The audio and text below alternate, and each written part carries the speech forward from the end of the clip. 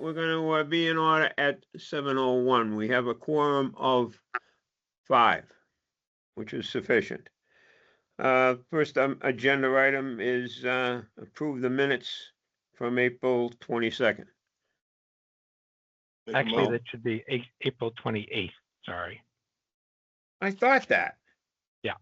I thought that, and then because it's funny, on my note, I wrote down question April 28th. So we'll take a motion to approve the minutes of April 28th. So moved. Second. Second, Andy. All right, roll call vote. Paul Flaherty, aye. Steve Rackett and I. John Johnson, aye. Andy Leonard, aye. Dave? Dave O'Brien, aye. All right, show that unanimous action. Few comments before we start out. I wanted to have this meeting just on the outside chance, should the moderator ask the DPW committee if they favor this article. I think it's a no-brainer question, but I wanted to have it on record that there was a vote taken indicating that the DPW Building Committee supports this article. So does anybody have any discussion, any questions on that particular aspect? Let me put it this way. Does anybody not support this? Hearing no answer, I will accept a motion to formally recommend for the DPW Building Committee to formally recommend this Article 5. So moved. Need a second? I'll second that. All right, roll call vote. Paul Flaherty, aye. Steve John Rackett and Johnson, I. aye. Andy All Leonard, right, we aye. get Dave. Dave O'Brien, aye. Show that unanimous action. All right, that covers that. There are some other issues that I'd like to touch on. I don't think we need this. I personally don't see the necessity for a vote on the transfer of funds. Basically, that's a selectman's article. So, Dennis, the presentation for the meeting on Tuesday night, you and I talked earlier, and we think it's too long. Some of the slides are redundant. So I wouldn't say that it's necessarily too long, but there is a lot of redundancy. If you watch the video really hits home on just about everything that needs to be hit home on. And then when we come back into the PowerPoint afterwards that Steve and I went through, I thought really the first couple of articles, before you get to the schematics and take a look at the building, which I thought was very good. But when we start talking about rehashing out about the DPW responsibilities of 80 plus miles of road and water and wastewater, all that stuff is extremely redundant and gone through, I think, in enough detail in the video where that slide doesn't need to be in there. And then the other slide that goes through all the milestones going back to the November meeting, I'm not convinced that that really needs to be in there. I'm trying to get, I think that the end needs to be more focused, maybe, and try to, target some of the things that we haven't talked about or things that we really want to hit home on, and then open it up to questions after that. So my question through the chair, do we have a working group meeting tomorrow morning? It's funny you should say that, because I questioned it myself, and I looked at the Vertex minutes from the last meeting, and it does indicate next meeting, May 6th, 10 o'clock. That's what I thought. I have it on my calendar, and I thought this would be the perfect time to maybe hash out those last couple of slides to throw in that PowerPoint at the end. Well, I had it on my calendar, and it doesn't appear on my calendar in a manner that I would put it. So I'm saying that it got put on there by Vertex when they did the minutes or something. So in any event, as far as, being redundant, showing all those milestones doesn't mean anything. That's not gonna do anything to, convince anybody that they should, react favorably towards this. So, yeah, I agree that we should probably look at it and just be able to answer any questions. But, this has been this is like an 8 to 10 year process that we've been going through in one form or another to try to get it to this point. So, I'll give it back to you, Dennison. Oh, I would rather spend tomorrow's working group hashing out that last presentation and try to tighten it up and target and focus it. And if anyone from the regular committee wants to attend that meeting, Mr. Chairman, I would offer that anyone can attend the working group tomorrow because it's basically our last one before town meeting. So I know some people can't make it because of the time, but I'm not trying to exclude, I guess my point is I don't want to exclude anybody from these last minute thoughts, but I mean, it's probably going to be mostly me up at the podium.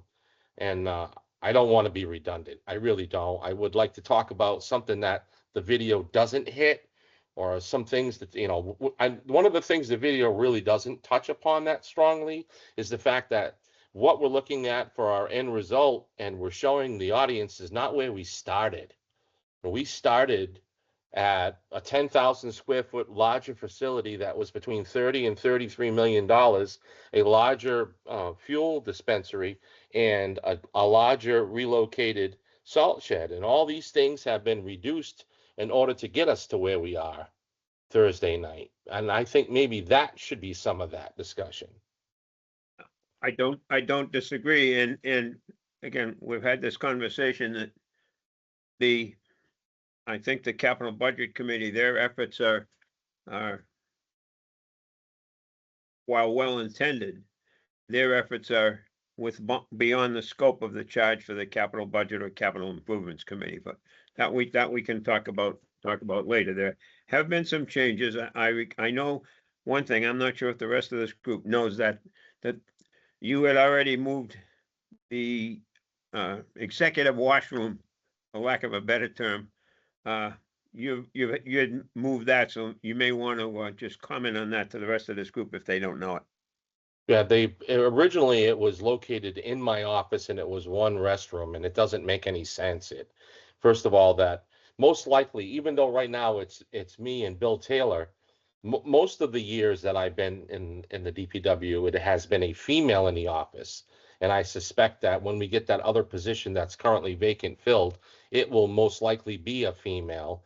And so I need to have administration restrooms that are separate from the regular staff so that they're not mingling with workers that are coming in full of wood chips and sap on their boots or oil from out in the shop and, that kind of a.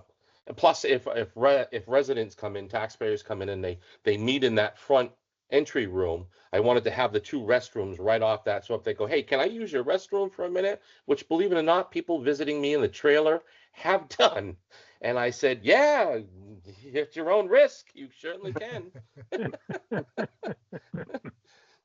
But now there's a men's and ladies room right outside the main entrance to the facility, which so that it'll be there for the director, and the two office staff, and as well as the superintendent. So although the superintendents sometimes get a little dirty too, but and it shares the wet wall with the locker room, right? Yes, it's right up against it, so it's going to be a savings in. The plumbing is back to back. We're not running separate plumbing. All right. Well, and again, I just thought of this while we were talking. There's still people out there that say, "What's the matter with the building? We just built that building." Andy I heard was with me on Sunday when a guy asked me that. He's coming out of Mass. He says, "What's the matter with the building? It's only living there 15, 20 years or something like that." No, I gave him the thumbnail sketch. Like I say, that if one person's asking that question, there's more than one that have the same idea. Well, But- DPW is really out of sight, out of mind. Everybody bounces off of us for every single thing they do every single day, whether it's the schools using our water and sewer, emergency vehicles responding, we're removing snow, or responding to storms, floods, you name it. Everything works off of DPW, but we're not out in the front line, so we're not seen as much. People forget. And along those lines, at the Fuse meeting, that's Mr. Rackerton's group, for the otherwise known as the old people. We mentioned the election and the town meeting and the 2 ballot questions. And I looked at the few people that were there, and a couple of them, which I knew from previous discussions with them, were opposed to the highway bond. They were shaking their head in the affirmative. Now, I don't know if that was just a humor me or Steve or what, but a couple of people have changed their position since we started this conversation. So that's my 2 cents at this point. Dennis, if anybody wanted to join that other meeting, can we get that? Just put the link out to the building committee? Yes. Yep. Okay. I'll speak with Steve and JP tomorrow morning and make sure that the link goes out to the entire DPW facility committee, What just in time- case what anybody time else is wants to it, hop Dennis? on. I think it's 10 o'clock, isn't it? Yeah, it's Yeah. at 10. It usually runs an hour and a half or so. Depends on how long-winded Dennis gets. Yeah. Thank you. Dennis, I think that for the presentation at the town meeting, we definitely need to trim slides a little bit to eliminate stuff that's redundant. But I think the point that we really need to hammer on is the health and safety issue for town employees.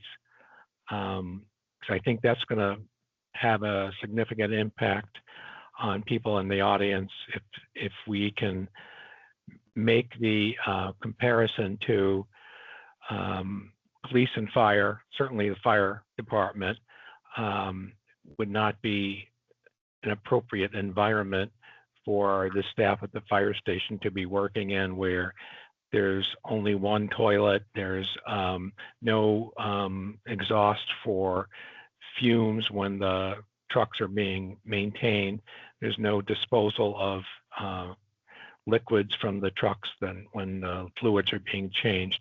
I think we can definitely make a comparison to the fire station and say, you know, we don't run the fire station this way. Why are we asking DPW employees to work under these conditions when no other town employees do? So I think that could be a compelling argument to help hopefully change some minds. Yeah, I Steve, agree.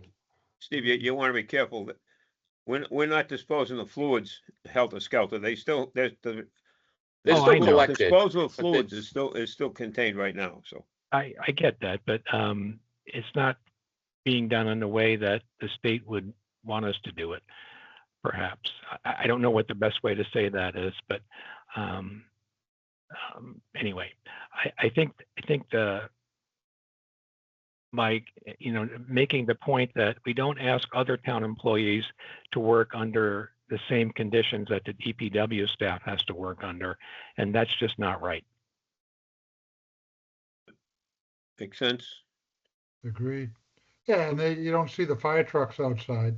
They're all, That's right. The fire trucks aren't stored outside. If they were, that would be detrimental to how long they would last. So I think there's a lot of analogies that we can make between DPW and the fire department and how the equipment is maintained and kept out of the weather, and how the staff is treated in terms of their working conditions. And somebody's going to bring up the fact that the PD isn't indoors, but they have to realize PD cars are only kept for 2 or 3 years. And That's they it. run There's a 24 quick turnover, hours. and those things are going And they're 7 running days a week, 24 hours, right. 24/7. So, you know, they're not trying to hold on to cruisers for 20 years like we are. Yeah, that's a good point, Dennis. Anything else there? I'm pretty good. I just, like I said, I would like to tighten up that presentation. I really would. Oh, Andy, your heavy stuff is undercover, isn't it? A majority of it, and it's a strong point because at the end of the day, as an owner of equipment, our net worth is what the equipment's worth. So if it's treated like crap, our net worth is crap. So the town, in a sense, is a business in many ways, and the town's net worth is is a lot of it's the DPW's equipment. So it's in financially, it's in everyone's interest to make sure it's maintained and Well, protected. the town is a $32 million corporation. Exactly. It should, and basically it should be run like one. Yes. So all our rolling stock is undercover, and we pay a lot to do that. It's inside, stored inside at night. John, you've been around the farm for a while. What do you say? I agree. You know, I think you touched on the point for a lot of people do think we just put that garage up, 15 years ago. And, if we remember what we put that up for, close around $400,000, and it's given us 30 years of service, and it's time to improve it. It And really is. the lion's share of the funding came from selling the gravel. Right. Exactly. Make it work, they said. We Yeah. did. And they did, But they also recognized that it had a 30-year lifespan. Right. And we're just And I- past that. I think what you said was, I think a lot of people do think it was built, 15 years ago. Time moves and, we're not out on the main road to be seen. So I just think they just think it's, what's wrong, I try to explain to everybody who says that, explain everything we're doing here. One thing, I remember seeing a slide early on in this path where they showed the per square foot price going up over the years. Mhm. And I'm not, I'll defer to Dennis and Paul, but that slide would be pretty impressive, what per square foot prices 10 years ago. But I don't even think it's linear anymore. It's probably more of a hockey stick than anything else. So just to the point of putting this off is where we're going to end up is Well, like, nowhere. it's the cliche, but they say, what's the cost of not doing this? Right. It's going to cost you more. Millions. Yeah. So, And right now, I can say from the construction world that there's a lot of people looking for work. And I saw the engineer's estimates. I assume that attachment this afternoon, and weren't they at 14 million? Yeah, I think it was around 14.9 or something like that for So just the construction alone. Right. That's not soft costs and yeah, I understand, but I think it's a down market. People are pretty aggressive. I know fuel's up, and a lot of guys don't have a lot of work. So yeah, it's we hard may, to justify keeping all the iron around if you can't keep it moving. well, You that's what have I'm to saying. We may find that the pricing is extremely aggressive. I hope so. Yeah, I Me think too. we will. well, you're not going to know if until it goes to bid. Yeah. No.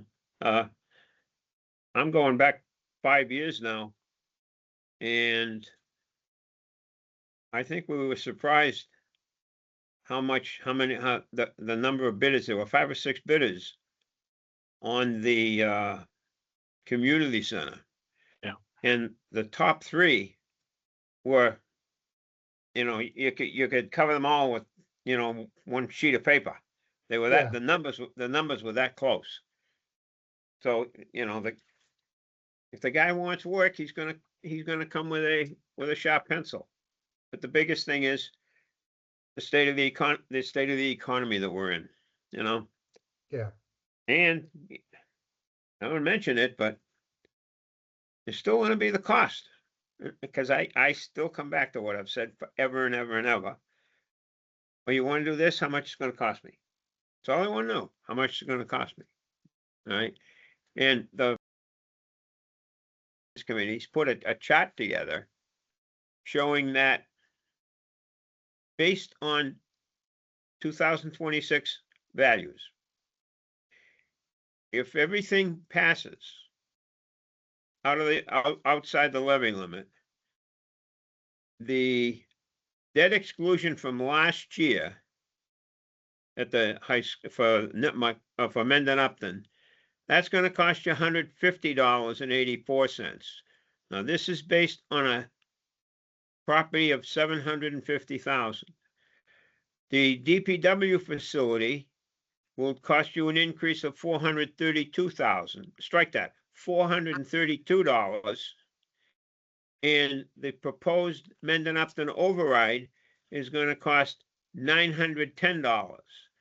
And when you add them all up, it's $1,493.80 if all these things go through. That'll be amazing. I've never seen an increase in town's taxes that significant in my life. It's more than, yeah. It's what? Well, if it were 15, it'd be 100 going up $180 a month. Right? If it were 1,500, it'd be $180 a month. So, it's out of our hands at this point. But like the question, Dennis, is, and maybe I'm jumping way far ahead here. If this gets defeated, do we still go forward with the bid?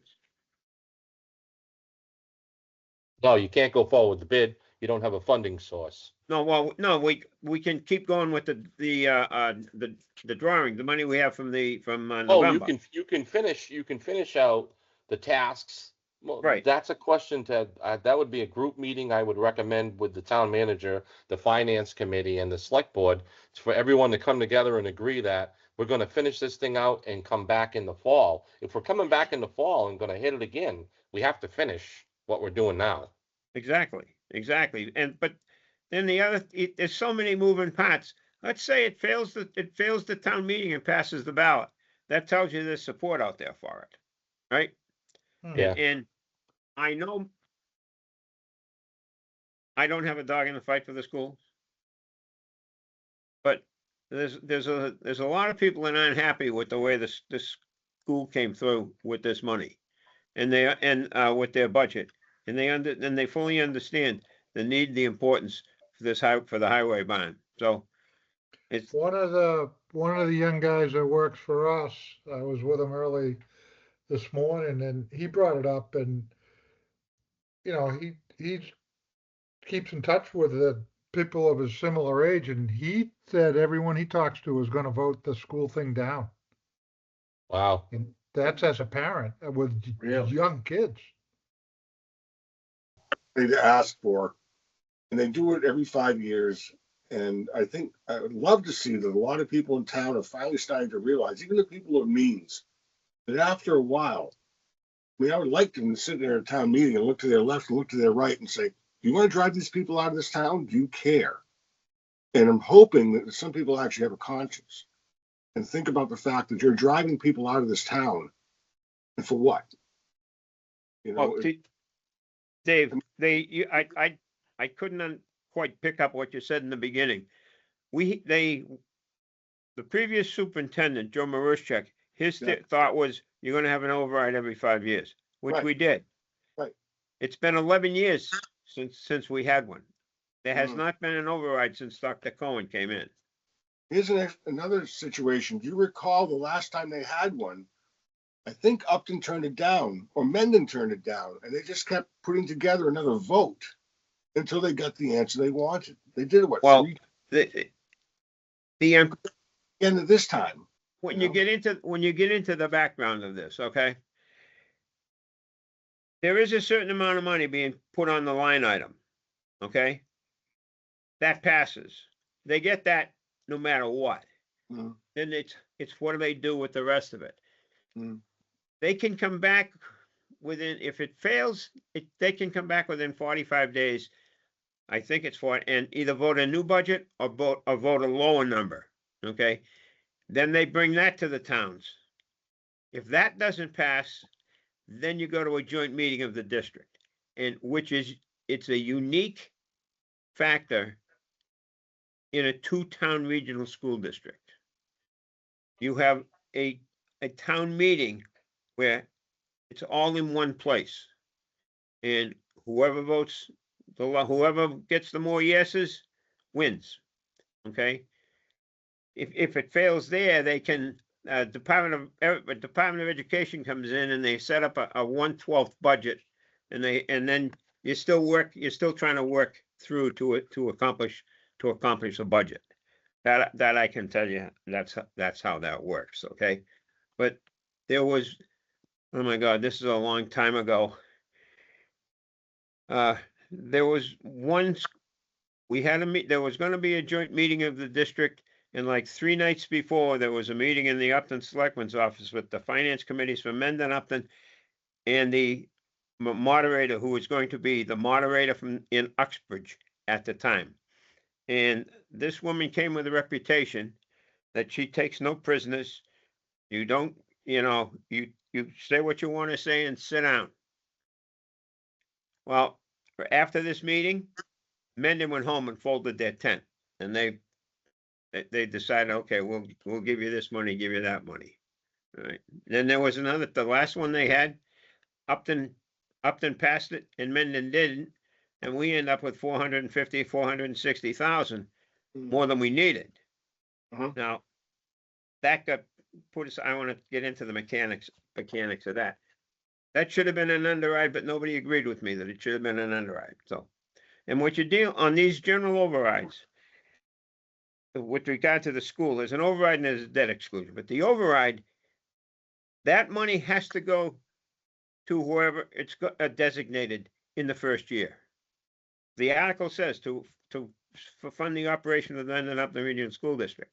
That's where it has to go for fiscal 27. At the end of the day, that whole amount of money is back into the town's levy limit, and that can be reallocated any place town meeting wants to reallocate it in subsequent years. It does not necessarily stay with the school. It always has. In my experience with this, it's always stayed with the schools, but it doesn't have to. It's just, it's complicated, but it isn't. So,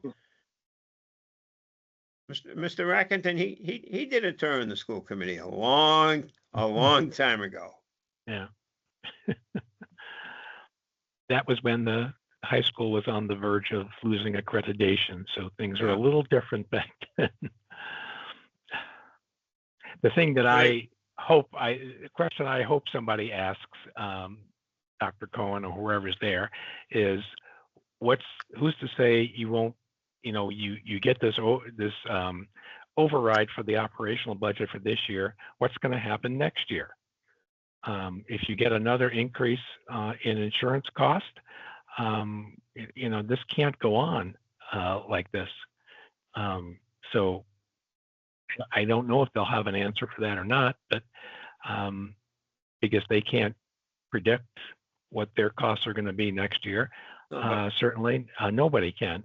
But certainly, if this override does pass, there has to be some commitment from the school committee to not be back asking for another one for a very long time. Well, this is complicated, like I said, because it's a 2-town district. If we're a 3-town district or a multi-town district like BVT is 13 towns. They need 9 towns. They need 9 towns to vote their budget. Okay, if 9 towns vote that budget, the other 4 towns, you got to come up with the money somehow. You have to pay it.